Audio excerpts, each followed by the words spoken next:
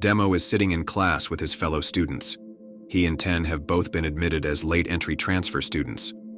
Demo has to take part in the special lessons because of his lack of basic knowledge.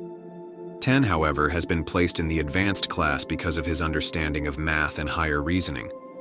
Demo has been tasked with the job of finding the main supplier of MIOS and Ten, with finding the source of the signal that can control the comatose people.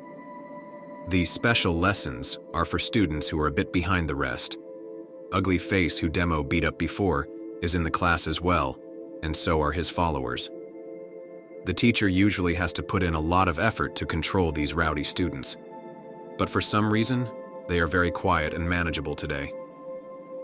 Demo is loving the class. He is taking notes of all the simple math and basic knowledge of the universe he is being taught.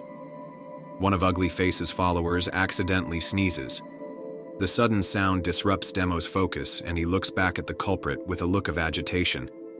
Ugly Face and those around him immediately jump on the sneezer and shush him. Ugly Face lowers his head to Demo. "Sorry about that." Demo smiles back. "It's okay." Ten is enjoying being back in school. The lack of responsibility, the absence of bills, the fact that you get to just sit in a room and study stuff is something he really missed.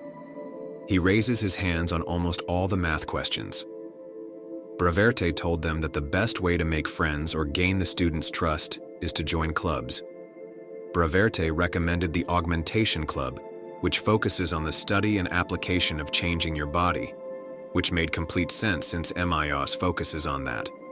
Or the Boxing Club, which was frequented by a lot of the more rowdy students whose bodies were a bit too perfect, making them perfect suspects for either heavy users of MIOS or suppliers of MIOS. Demo applied for the Higher Reasoning Research Club.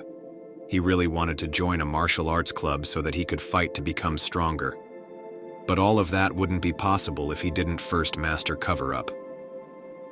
So that is where he went. Ten is standing in front of the board where you sign up for clubs. He is looking for the Augmentation Club that Braverte recommended. He is about to write his name on the sheet when he hears a familiar voice. "There you are." A shiver of fear runs down Ten's spine. His very soul remembers the agony that voice caused him. He turns around, hoping it isn't who he thinks it is. But there stands Cleus with Sight right behind him. Cleus has his eyes closed, but a big smile on his face. "I see you've officially become a student here. That's great. You're about to sign up for the Royal Lineage Club. That's good." Ten doesn't want to hurt his feelings, but he does not want to join that club. Well, actually, unable to finish his sentence because without warning, Cleus grabs Ten's hand and drags him off. "Sight will write your name for you, so let's go." In sheer desperation, Ten screams, "No!" But his plight goes ignored as he is dragged along the hallway. Tears of sadness and anxiety roll down his cheek. Without any hesitation, Sight writes down 10 on the Royal Lineage Club's sheet, which now has 5 names on it. Ten and Cleus arrive at the broken-down building once more with Sight right behind them. Cleus is excited at the fact a new member has joined their club. "Ten, did you know that my great-grandfather built this whole school?" "I didn't."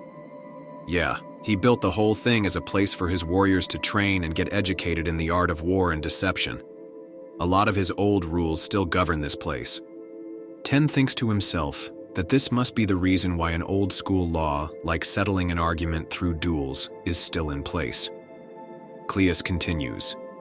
"This building used to be his house. He put a barrier around it so that only those of royal blood may enter, and those whose blood has been recognized by the 3 great families. So, you're really royalty?" Cleus raises his head back and opens his eyes to look at the sky. He has a look of sadness about him as he answers. "Yes, I am." Sight also seems a bit down at the question. Ten clearly hit a sensitive spot and decided to change the topic. "Have you ever heard of Mios?" Cleus looks back at Ten, slightly surprised at the sudden question. "Yeah, I have. You two don't seem to use it. Using a vile drug like that would disgrace the honor of my blood." Ten looks at Cleus and wants to verify something. Whenever he gets upset, he talks like that? Sight looks at Ten with a smile. You should hear him when he gets excited. Cleus can hear them and gets embarrassed. Anyway, why do you ask? I'm just curious. I'm not from here. We have something similar on my planet, but it focuses more on brain power. Sight nods. We had something similar as well.